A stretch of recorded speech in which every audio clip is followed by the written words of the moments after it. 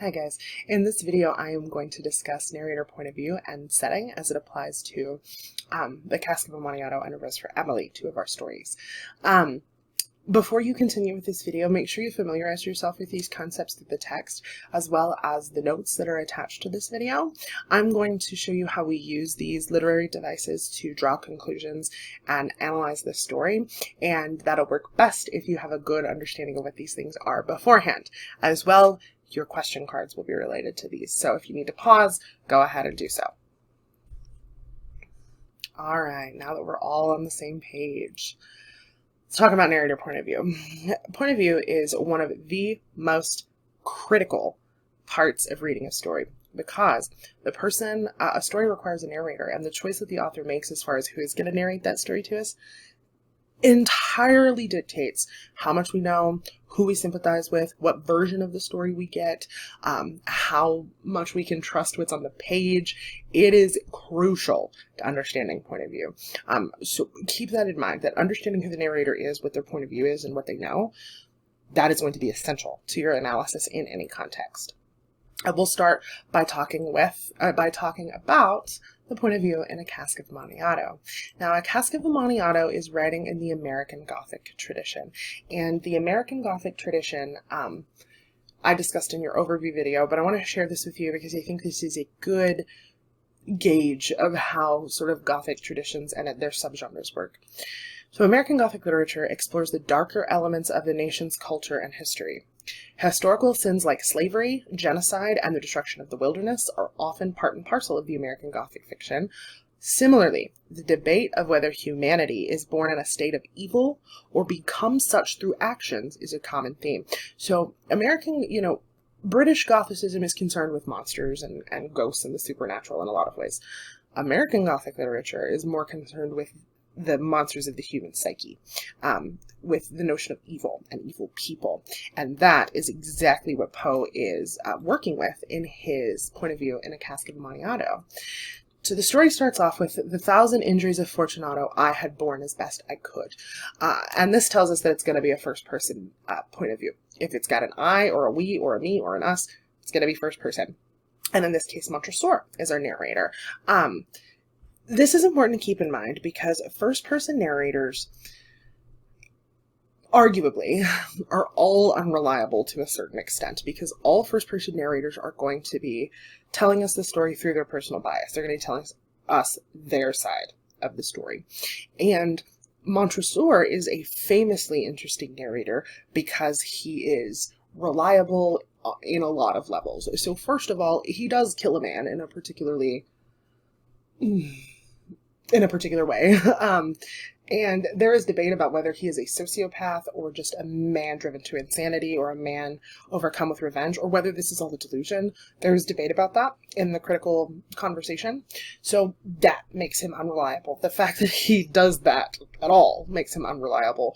But he's also unreliable because of how calculating and manipulative he is throughout the story.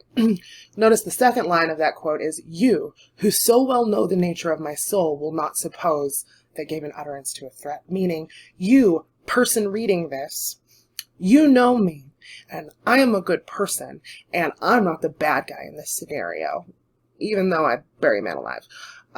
So that in and of itself shows us from the very beginning that Montresor is telling the story in a way that justifies his actions, which inherently means that his unreliability is going to influence the story, that we have to keep that in mind when we keep reading.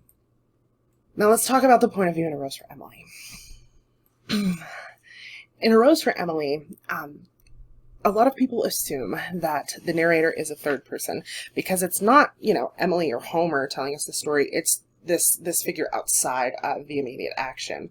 But a first-person narrator is any character within the story who can tell it to us. And if you'll notice, the story involves a lot of "we said this, this is how it felt to us, we did this." So the narrator in A Rose for Emily is kind of unique, but it is first person. And we understand this "we" to sort of be the collective townspeople, this sort of collective public opinion is who is telling us this story. And you need to think about, how does that influence the story? So everything we know about Emily, her life, her relationship, etc., is told to us through what people think of her in the town, which means it's going to be influenced by gossip, it's going to be influenced by rumors, and it's going to be influenced by their social bias. You want to consider how that influences the story, and also how much they know about the situation and how that may influence their perception and telling of the story. First-person narrators are limited in what they can tell us because they only can see what they can see. So we don't know things beyond their scope of knowing.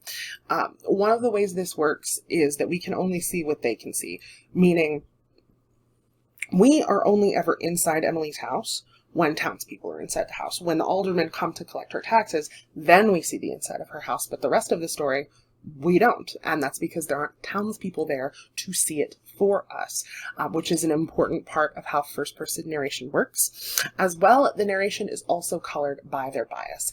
So one interpretation of this story, or of the point of view in this story, is that the townspeople are sort of, in a way, paying tribute to Emily, but they're also kind of not exactly compassionate to her during her life. It seems that she's sort of an outsider, and the story starts with her death. So there is an implication that there's some sort of like collective guilt or collective a responsibility that they're trying to absolve in their telling of the story, which is another thing that influences how we understand it. I want to mention third-person point of view because we have read two stories that involve that. So Hills Like White Elephants, our first story, is a classic example of third-person objective, and the third-person objective is the camera view.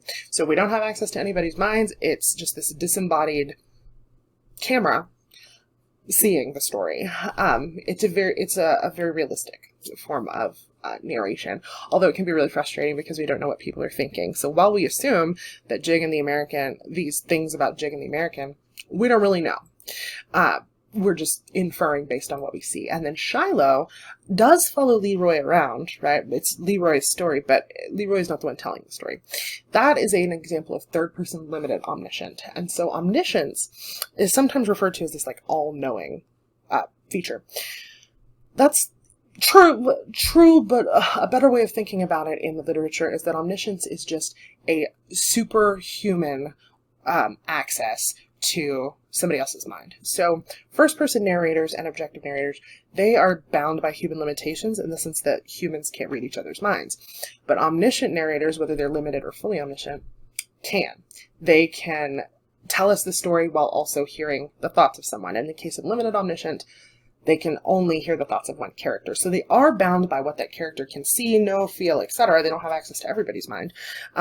But they do, because the narrator is external to the story, it's not Leroy, and they have that superhuman ability to hear, to understand his thoughts. That's what we would call limited omniscient. All right, let's talk about setting.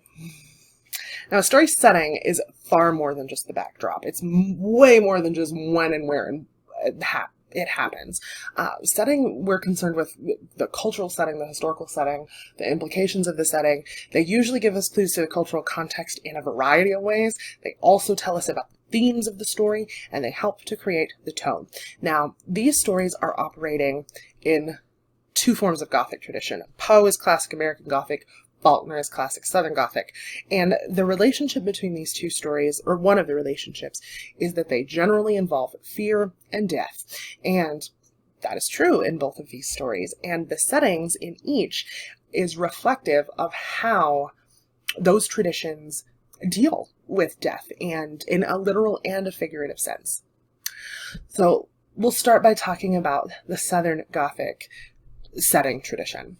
So in a world of the Southern Gothic, the Deep South is a deeply weird and haunted place, one of tumble-down mansions sinking into swamps, old families with dark secrets, and closets full to bursting with skeletons. Serves a higher purpose, challenging the reader to acknowledge the centuries of violence and oppression that underpin the bucolic landscape of the Southern romantic ideal. Meaning, it's not all the setting of the Southern Gothic is meant to challenge this idea that the South is this romanticized idea of the South and God with the wind, and it's meant to challenge that. Now, remember, we're not talking about author intention. Is Faulkner trying to do that? Who can say? But you want to be careful not to assume that they're trying to challenge the items of violence and oppression that oftentimes the writers, characters, and narrators of these stories are active participants in. Let's talk setting in A Rose for Emily. So in A Rose for Emily, the general setting spans her life, starts with her death, but then we get basically her life story up until she dies. That's the general time, and the general geographic setting is just the South. It also has a lot of Southern Gothic common elements. A particular setting in the story is her mansion, which represents the decay of the Old South. So we only see the inside of it when the aldermen go inside, but the townspeople can see the outside of it and see how this once great plantation is now, decaying, etc., following the Civil War. So this has to do with an important theme in the story, which is the struggle between Old South and New South. So prior to the Civil War, you had families like Emily's who owned plantations and also owned enslaved people and became very wealthy and lived very comfy lives off the backs of unpaid labor. And following the Civil War, most of these plantations went into disrepair. Not only that, but the South was economically devastated. They were culturally in conflict, right? They did not believe that enslaved people should be free, and many of them felt persecuted by that. And so you have this older generation in this period that is resistant to getting with the program of emancipation. And that's what the house represents. It represents this decaying idea of, the plantation culture and how that exists in the time that the story is set. We can't talk about A Rose for Emily without addressing race. So I have for you a couple of contemporary advertisements that illustrate how race was treated in this period. Not everybody in the South or a lot of people in the South were not pleased with with emancipation and the increasing freedom and rights of Black Americans was uncomfortable to them, right? These were people that many people had previously seen as subhuman. And so that was a conflict for a lot of people in the story. And you see that represented not only in the language that the story uses, it does use language that I would consider unsettling in 2020, but also in just the views that it represents. So one example of this is early on in the story, it's mentioned that Colonel Sartoris arrested a Black woman for wearing an apron on the street. And that is actually a cultural indicator of historical setting, specifically what we know to be the Black codes. So following emancipation, enslaved people were free, but the only case where enslavement was legal was for punishment for a crime. So some southern states, areas, etc., developed a series of laws, of really stupid laws, like wearing an apron in public, where they could arrest Black people for crimes and legally enslave them. So that's a reference to this sort of racial situation. You also have the character of Toby, and Toby is her employee, but the implication is that Toby was most likely a slave and has continued to live with her, which did happen occasionally. And there's also representations of Sambo, the Sambo caricature, which is where you can see in these photos these sort of over-exaggerated features that we associate with like blackface and just objective racism today.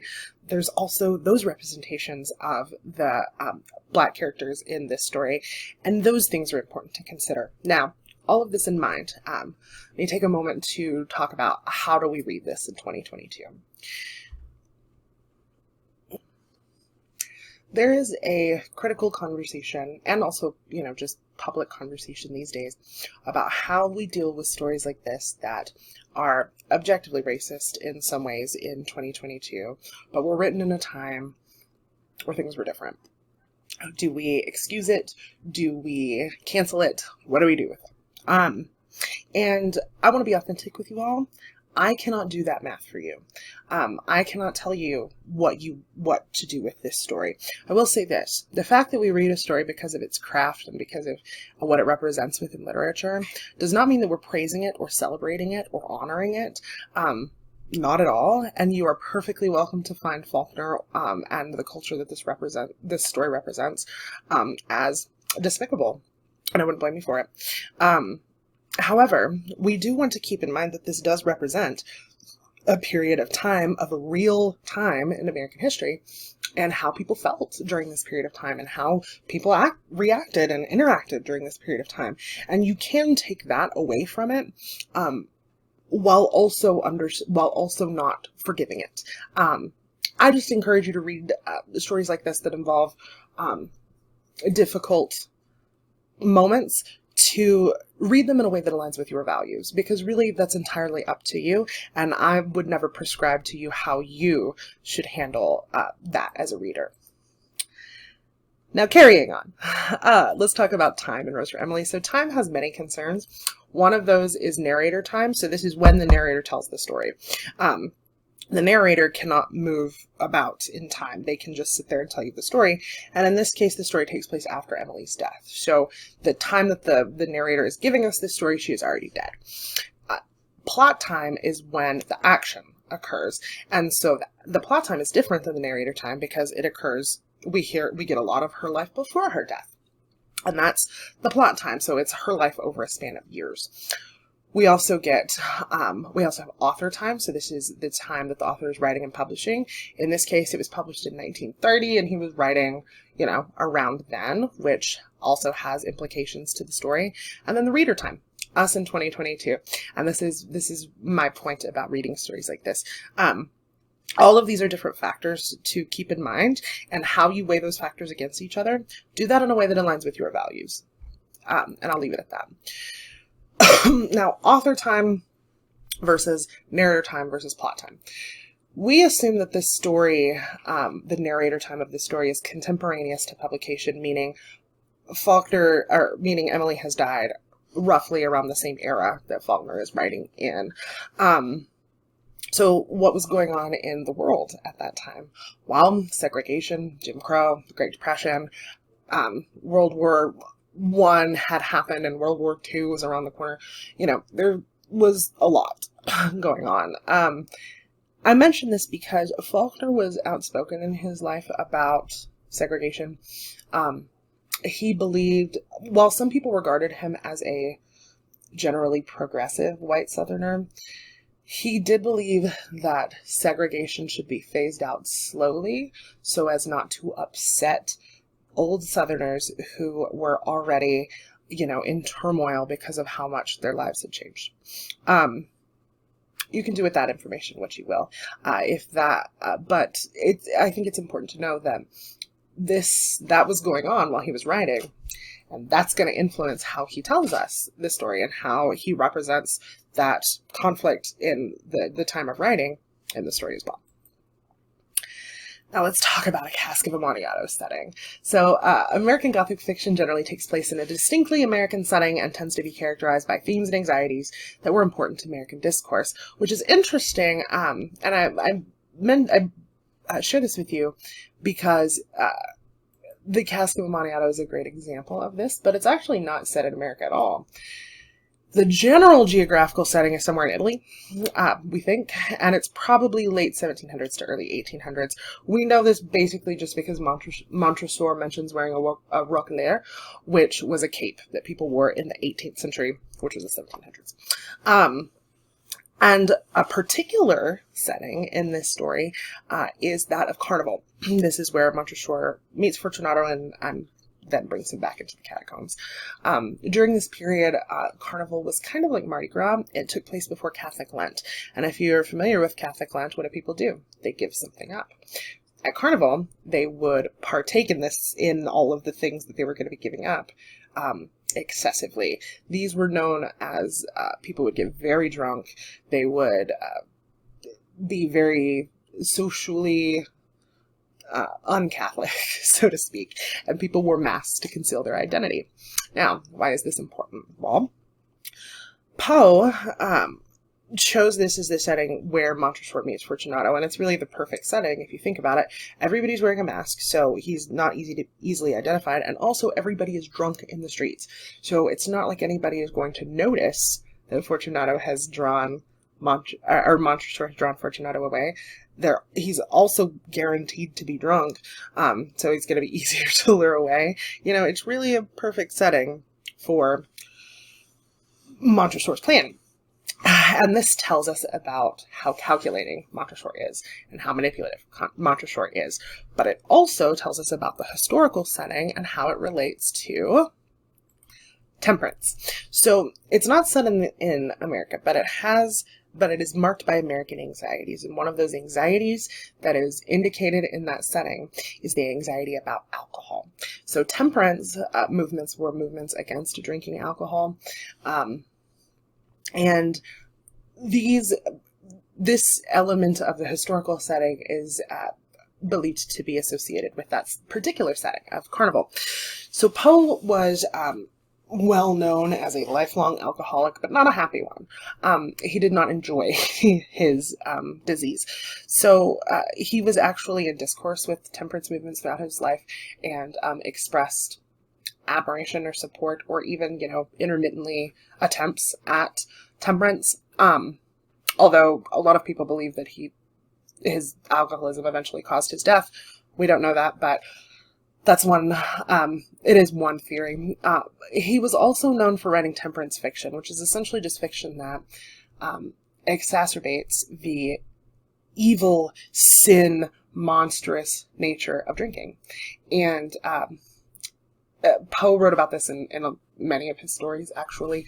And so the setting of carnival is bringing up that cultural anxiety in a way that's very typical of Poe. They also mentioned catacombs. So catacombs are just underground tombs. And the way that these came about was, throughout history, they didn't always have really responsible ways to dispose of the dead. And they also had a lot of epidemics, and sometimes a lot of people dying, and they needed somewhere to put them. So they would just dig a hole and throw them in there. Well, that was not good, both for the groundwater and because the decomposing sludge would actually destruct foundations and things like that. And this is where the catacombs, they mentioned the Paris catacombs, the catacombs in Paris, London, Rome, Russia, that's where those came from. They built these catacombs to, exhume the bodies from the ground where they had just thrown them and put them in these catacombs as these sort of mass underground tombs. Now, Montresor mentions that they go into the catacombs of the Montresors. So, Montresor's family has private catacombs to bury family members, which definitely speaks to class, right? Some people get thrown into catacombs like this, where, their bones are just stacked with hundreds of thousands of other people's bones. And then some people have their own cemetery where, the 20 or so members of their family are buried. The catacombs in this situation are a symbol of class. We know that Montresor is wealthy because he has them. In addition, they're representative of death. They're literal tombs. So he invites Fortunato down into a tomb, which is very typical of American Gothic writing. Another cultural anxiety that Poe is writing about is that of life burial. People were very concerned with getting buried alive these days, and they had good reason to be. There were a lot of epidemics, as I mentioned, and they, weren't great about burial or medical examination. So people actually got buried alive more often than you think, fairly often, actually. And people were scared of this, obviously, because it could happen to them. So much so that they actually built coffins during this period with fail-safe mechanisms, so that if somebody was buried alive, they could get out or alert the public. That's how fearful they were of it. And so Poe's capitalizing on that as well. More specifically, and he writes about live burial in probably 10 of his short stories, a lot. More specifically to this story, he's talking about a form of live burial called immurement. And immurement is exactly what he does, walling somebody inside a room with no exits. And I bring this up because this is associated with ritual sacrifice throughout history, which is connected to the Masons.